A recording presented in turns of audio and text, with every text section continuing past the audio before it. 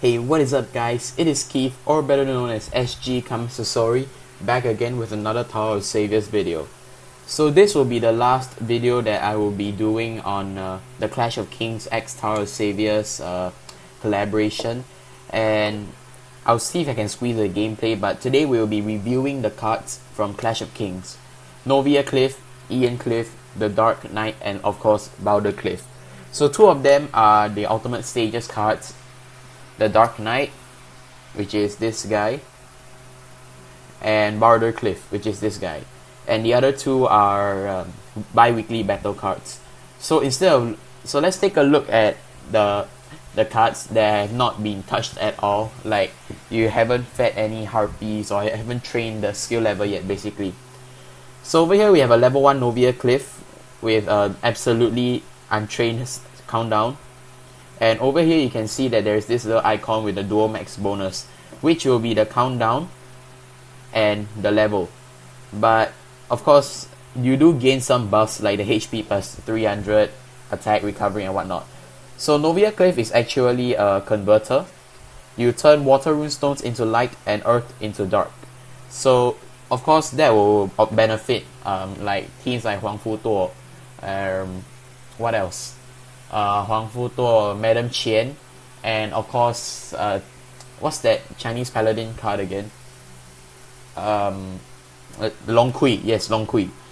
And Ian Cliff also does the same thing, but instead of the water and earth combo back in Novia Cliff, Ian Cliff actually turns fire stones into light and heart into dark. So it's basically a dual converter, and both of them are pretty good in my opinion. But in terms of stats, I think Novia Cliff takes the cake. And of course her art is much more nicer than Ian Cliff. And now on to the Baldur Cliff and the Dark Knight. So Baldur Cliff is somewhat like an enchantress. Like, you know, when you activate the skill and the enchantress goes down and there's this little icon beside the card. So this basically does the same thing, and the active skill is called Autocrat, where your team attack times 1.7 if the combo is until combos of even numbers are made. So you can only make odd number combos in the first batch. Do take note that Skydrop doesn't count for this, if not it will be totally RNG. And leader skill not that great despite being a Soul Master card. And of course the max countdown is actually minus 15, which is like 7. In my opinion, not that great, and you don't even have a link skill or like any skill that allows you to change element.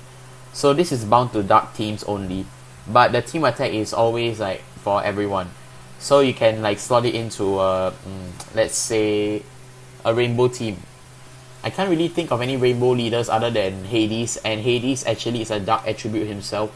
So adding in a Baldur Cliff will really mess with the multiplier. And now onto the Dark Knight.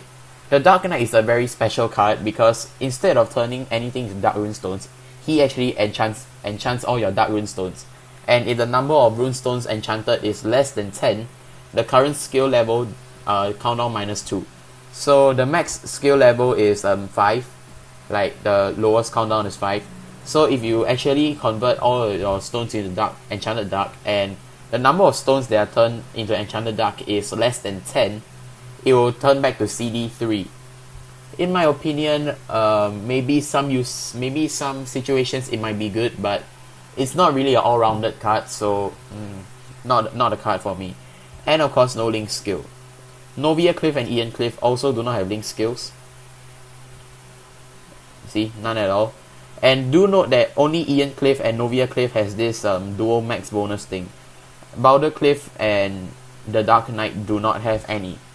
So yeah, it's not that great in my opinion. Now let's move on to the index and we see how the overall stats are. Oops, that's the title. Let's all move on to the index and see how the overall stats are. So all dark human and 6 stars. So here, yeah, Ian Cliff, max countdown 6 for a dual converter. Maybe usable. It's a very easily attained card, so I would say go for it if you do not have much dark humans to work with. Same goes for Novia Cliff, but Novia Cliff is actually a little bit more difficult to get, so I don't think I would really recommend anyone to get this card unless you are really very desperate for Dark Humans. For let's say the 3 teams that I said earlier on, Huang Fu Tuo, not Zhao Ling, Madam Qian and Long Kui. I know Novia Cliff is a very good card for Long Kui. I mean, I've seen lots of people play it. The Dark Knight, as I mentioned before, lowest countdown 5. Not a good card, I would say, but his art is very good, so you guys can go for it. Baldur Cliff, lowest countdown 8. My mistake. Earlier on I said 7. The lowest countdown is 8. So I would say don't go for it. I mean, like, that's the overall sum up. If you guys want a gameplay, I will actually... Okay, you know what? I'll do a gameplay with all 4 of them in a team. Although they are like highly untrained and all. Maybe my Ian Cliff is a little bit trained. So, overall opinion on the Clash of Kings, I would say mixed feelings on the cards. Like, the art is very good, but the skill isn't that great. Like, 2 of them are bad, 2 of them are great, such as Novia Cliff and Ian Cliff. And overall, I would say a 60 out of 100 for my rating, like 6 out of 10. So, yep. That is it for this video, everyone. If you would like to add me on Tower of Saviors, I have like 200 over slots left. Like, can you see, like 200, nearly 200 slots. Hey, wait, what am I saying? 100 slots, my bad, 100 slots. So, here's my ID.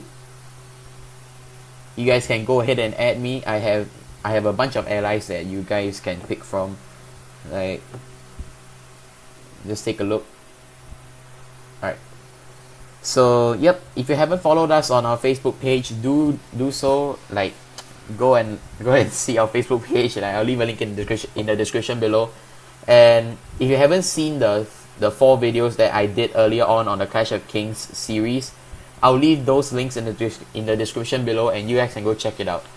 So I hope to see you guys in the next video. Goodbye.